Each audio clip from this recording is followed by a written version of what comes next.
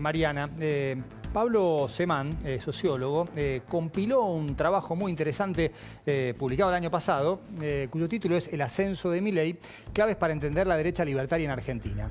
En este país que pasen 8 o 10 meses es realmente un avance impresionante, pero el libro envejece bien, pero hasta te diría que demanda una actualización. Pablo, bienvenido, muchas gracias por venir. Gracias por encargarme la tarea de actualizar el libro. Te toca. A ver, ¿coincidís con que hace falta un F5? Salió el año pasado, porque en realidad se llama Está entre nosotros. Lo que leíste es la edición española del mismo libro. Pero está todo bien. Envejece bien también. Envejece bien, sí. Ahora, hace falta una actualización y empecemos por los episodios más recientes, los de ayer, por ejemplo. Mira, a ver, yo siempre pensé que Milei tenía un proyecto de limitar la democracia y fuertes contenidos autoritarios. Y redefinir la democracia o redefinir la Constitución a partir de las prácticas, no solo lo escrito de la Constitución, sino quiénes dialogan con el Poder Ejecutivo, qué prácticas represivas existen, qué derecho a la protesta existe. Así que eso que nosotros pensábamos con mis colegas Morresi, Saferstein, Welchinger y Vázquez es más o menos lo que está pasando, y la verdad es que a mí no me alegra tener razón en eso, porque veo que el gobierno se inclina hacia un horizonte autoritario. Lo de ayer es claramente un estilo represivo espectacularizado para inhibir el derecho a la protesta, y yo, digamos, creo que al gobierno, en algún lado del gobierno se especula con que si hubiera habido más sangre hubiera sido mejor. Y tiene que ver el apoyo de una parte importante de la sociedad al gobierno de Milei con el fracaso progresista anterior. ¿Encontrás un enganche entre una cosa y otra? Sí, no, yo soy crítico de Milei, pero no creo que... No nació de un repollo. No es que vino un marciano y dijo, vótenme, y la gente se volvió loca y lo votó. No, es más, hay que terminar con la idea de que Milei es un outsider. Outsider es outsider para los que se quedaron solos, que son las élites políticas tradicionales, las progresistas y las no progresistas. ¿no? Entonces, una sociedad agobiada por la inflación, el estancamiento, la inseguridad, la corrupción, la superficialidad. Una frustración con el sistema democrático también, ¿no? Sí, de los líderes políticos. Y también son decepcionantes, ¿no? ¿Puede haber algún cansancio de la superioridad moral progresista? Sí, creo que sí. Yo vengo hablando bastante de estas cosas y he sido muy crítico de eso y me mantengo crítico de eso, pero no quiero enfatizar en esto porque realmente lo que pasó ayer tiene mucho menos que ver. O sea, a ver, el progresismo tiene unas salidas que son horribles, son contradictorias, le piden lo que no dan, no importa. Es un desastre el progresismo, pero ya lo sabemos eso. Y lo de ayer ni siquiera nace de las bases electorales de Milei. Esto nace de un proyecto del gobierno de aprovechar una coyuntura para limitar el derecho a la protesta. Es una transformación política enorme. Y es interesante que algunos dirigentes, por ejemplo del PRO, empiezan a crecer en las encuestas, en parte porque hay una parte de la sociedad que tiene ideas republicanas que por ahí las había guardado, se había olvidado, ¿no? Y a mí me parece importante eso, además de que la mayor parte de la gente que es progresista es bastante democrática, y además de que mucha gente que es peronista, que no es progresista, también es democrática, y cuando ven estos ataques, bueno, los que estaban en contra van a seguir estando en contra, pero algunos que estaban con más expectativas con el gobierno retroceden. Lo que ustedes leyeron de las declaraciones de Villarroel, a mí me parece que hay una... O sea, lo de ayer fue cualquier cosa. A ver, yo quiero poner una imagen, recordar una imagen. Cuando el policía le pega a una jubilada, vamos a suponer que la jubilada fuese, a ver, el demonio, ¿no? Progresista, ¿no? Esa es la jubilada mala, porque es progresista.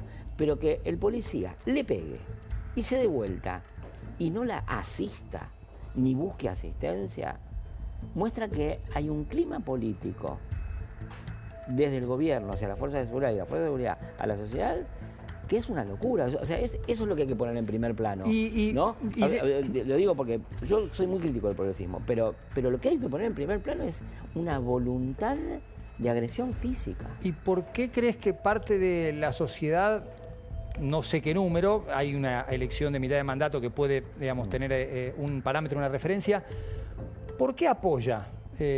Bueno, porque en primer lugar, por lo que veníamos diciendo de antes, Milei no nace de un repollo, nace de por la falta de alternativas, quizás también. No, y por los fracasos de los políticos de la democracia y los fracasos en rubros clarísimos. Argentina tiene más de 12 años de estancamiento, de que no crece ni el PBI, ni el PBI per cápita en todo caso. La inflación, convivir con inflación. De lo que fue la pandemia, del tema de la inseguridad, que son todas demandas y la anulación del diálogo, que porque eso es bastante... Sí. No, pero un segundito. Sí. Y termino de responder lo que me decía él, sí. que es... pero Milei fue logrando una cosa que inclusive es interesante que los progresistas no se daban cuenta de eso, que es que la estabilización, la desaceleración de la inflación, con todos los problemas que tiene, con incluso lo que pueda criticarse sobre cómo está medido, con el peso que tienen algunas cosas en los hogares, que no está computado en la idea de desaceleración de la inflación, incluso con todos esos límites, la gente quería un orden monetario, sí. y en parte lo está teniendo. Entonces el apoyo a Milei se deriva de eso. También a mí me parece que a veces en el entorno de Milei, como pasó antes con el 54% de Cristina, creen que los votaron para, no sé, tradición, familia y propiedad del año 1914, ¿no?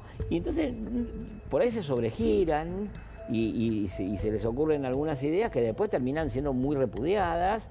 Entonces yo creo que hay apoyo efectivamente, pero también están pasando algunas cosas que se están moviendo, algunos zócalos, no necesariamente de volver a lo que estaba antes, pero están pasando algunas cosas. Y esto, insisto, puede galvanizar al electorado duro del gobierno y más allá de eso, pero primero personalmente pienso que no está bien y además me parece que no son todas ventajas. ¿Y ves un cambio de escenario en este contexto? Que decís, estoy viendo algunos cambios con resurgimiento de líderes del PRO. ¿Esto se podría profundizar de cara a las elecciones? Yo lo veo eso como un síntoma. No sé cómo va a pasar en las elecciones, porque en las elecciones la gente en las encuestas se expresa de una manera, en las elecciones de otra, cuando son parlamentarias de una forma, cuando son presidenciales de otra. Entonces, y hasta puede ser agosto una cosa, claro, octubre otra. Entonces, sí. Digamos, esto es lo que se ve ahora. Yo lo que pasa, y desconfío, y por eso está perfecta tu pregunta, que la oposición sea capaz de capitalizar los efectos negativos de las acciones del gobierno, porque la oposición también es un desastre. Y cuando hablo de la oposición, el PRO es un desastre, el kirchnerismo es un desastre, el progresismo es un desastre, digamos, es gente que no ha hecho una autocrítica pública ni en los hechos. Hay algunos dirigentes que sí lo hacen, y no los voy a nombrar porque mejor no nombrarlos, ¿no? O sea, se nota, hay gente que hace cosas diferentes. Y eso está perfecto. Ahora hay que ver si eso le va a servir a la oposición para mejorar su perfil. En principio, por pesimismo, que yo digamos, creo que el gobierno de Milei tiene cosas muy criticables y se merecería que en las elecciones alguien le pusiese un freno. Para los que piensan como yo eso, sería pesimista y creo que la oposición no va a ser capaz de capitalizar eso. Pero tal vez sí, quién lo sabe. Por ahí se dan cuenta que hicieron las cosas muy mal y que tienen que decirle, miren, discúlpenos, hicimos las cosas mal. Pablo, yo pensaba, digo, te quería preguntar eso antes, si venimos en un camino de un diálogo degradado, que no es de un día, más bien es por lo menos al menos de una década y media, lo cual incide en todo, en la sociedad, en la incapacidad de distintos partidos para confluir al centro, en la ventaja de lo que vos marcabas, del mileísmo, pero también de los otros extremos, de tratar de aglutinar en los extremos, lo cual también genera cierto miedo, porque si no es siempre de vereda a vereda, digamos, nunca hay un punto común. Pasa que, a ver, yo creo que hay más votantes en zonas centrales, no necesariamente votando al centro, pero en zonas centrales. Lo que pasa es que esas zonas centrales son relativamente inconciliables, entonces no puede haber una unidad de esas zonas centrales, ¿no? Y por otro lado, el gobierno, también antes el kirchnerismo, pero yo creo que el gobierno da un salto cualitativo apuesta a la polarización y a la exacerbación.